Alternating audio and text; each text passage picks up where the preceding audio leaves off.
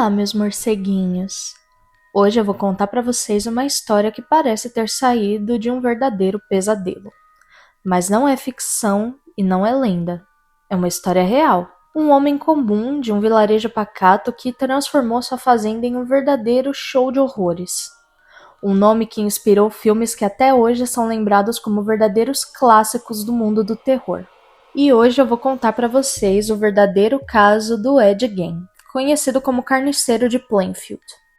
Ed Gein nasceu em 27 de agosto de 1906 em La Crosse, no Wisconsin. Era um lugar simples, frio e isolado, e talvez tenha sido justamente nesse isolamento que o seu horror começou a nascer.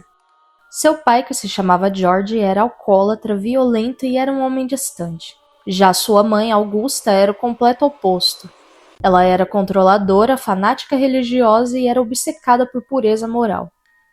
Todos os dias ela dizia a Ed e ao seu irmão Henry que o mundo estava tomado pelo pecado e que as mulheres eram instrumentos do diabo e que o único caminho para a salvação era obedecê-la.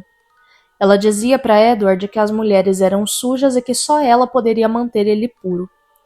E assim Edward cresceu acreditando em cada palavra. E assim o garoto tímido e estranho passou a viver preso numa fazenda isolado do resto do mundo, ouvindo apenas a voz de sua mãe ecoando na sua cabeça. Logo que o pai de Ed morreu e depois o seu irmão, ele ficou sozinho com Augusta.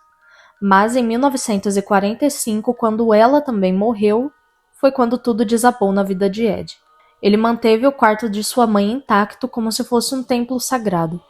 Trancou todas as portas e então deixou o resto da casa apodrecendo. Sozinho, ele começou a ler sobre anatomia humana, nazismo, rituais e magia negra. E foi aí que nasceu algo doentio dentro dele. Ele começou a visitar cemitérios durante a noite, desenterrando corpos de mulheres que tinham sido recém-enterradas. Mulheres essas que, segundo ele, se pareciam com sua mãe.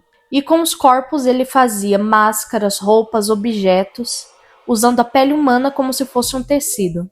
E dizia que, quando vestia aquelas peles, ele sentia que se tornava Augusta novamente. Durante anos, ninguém desconfiou de nada, até que em 1954 uma mulher chamada Mary Hogan desapareceu misteriosamente. Ela era dona de um bar local, era uma mulher falante e independente, tudo que Augusta odiava, né? E então simplesmente aquela mulher sumiu. E quando perguntaram a Ed se ele sabia de alguma coisa, ele apenas respondeu de uma forma meio estranha, que ela não estava desaparecida, só estava em casa. Já 3 anos depois, em 1957, outra mulher desapareceu. Essa se chamava Bernice Warden. Ela era dona de uma loja de ferragens. A última nota no caixa deixado por ela registrava uma venda feita para justamente Ed Gein.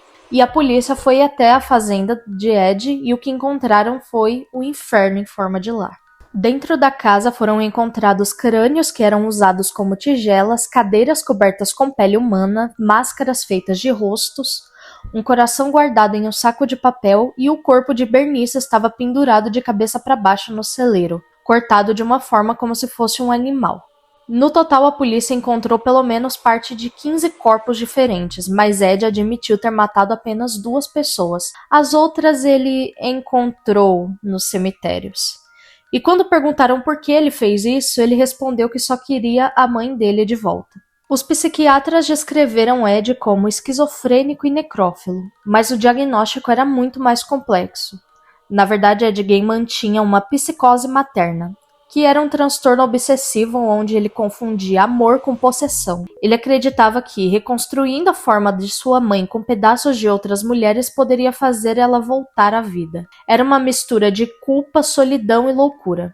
Já dentro da prisão, Ed nunca demonstrou arrependimento. Ele dizia coisas como que ele gostava de ver como elas ficavam quando estavam dormindo, dizendo que elas pareciam estarem vivas. Em 1958, Ed Gein foi julgado, mas foi considerado inimputável, ou seja, ele era incapaz de responder pelos seus atos diante da justiça.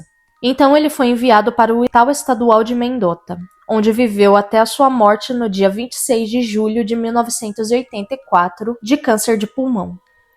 Dizem que até o fim de sua vida ele ainda falava com sua mãe, dizendo que ouvia a voz dela nas paredes chamando por seu nome. A história de Ed Gein atravessou décadas, assim ele se tornou a inspiração para personagens lendários do universo do terror.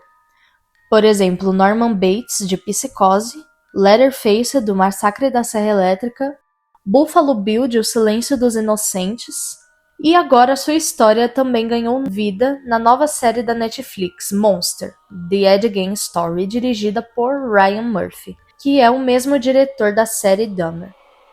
A série mostra os horrores da mente de Ed e o peso de sua mãe sobre ele, mas sabemos que nem tudo ali é real. Alguns fatos são exagerados ou inventados para criar efeito dramático. A série criou uma mulher fictícia que se chamava Adeline Watkins, sendo um possível amor da vida de Ed, o que foi algo que nunca existiu. E também mostra uma cooperação dele com o FBI, algo que também jamais aconteceu. Mas a essência e o horror psicológico são os mesmos. A fazenda de Ed Gein foi demolida em 1958 após virar ponto de vários curiosos e caçadores de lembranças, mas o local ainda até hoje é evitado por moradores. Alguns dizem ouvirem gritos à noite e outros veem luzes nas colinas onde antes ficava o celeiro. E há até mesmo quem diga que o espírito de Augusta ainda vaga por lá procurando pelo filho que ela mesma moldou e que logo depois o inferno adotou. Na vida real, Ed não era o assassino em série clássico. Ele não matava por prazer, matava por necessidade psicológica. Era uma busca doentia por afeto, controle, substituição. Ele não via suas vítimas como pessoas, mas sim como pedaços de um ideal distorcido, que seria a mãe perfeita. E no fim, talvez esse seja o terror mais profundo de todos. Não o monstro que mata por ódio, mas sim aquele que mata por amor. Ed Gein morreu há mais de 40 anos, mas a sombra dele ainda vive nos filmes, nas séries e nos nossos pesadelos. E quando você assistir a nova série da Netflix, lembre-se, nem todo monstro usa máscara. Alguns têm apenas o rosto de um homem comum.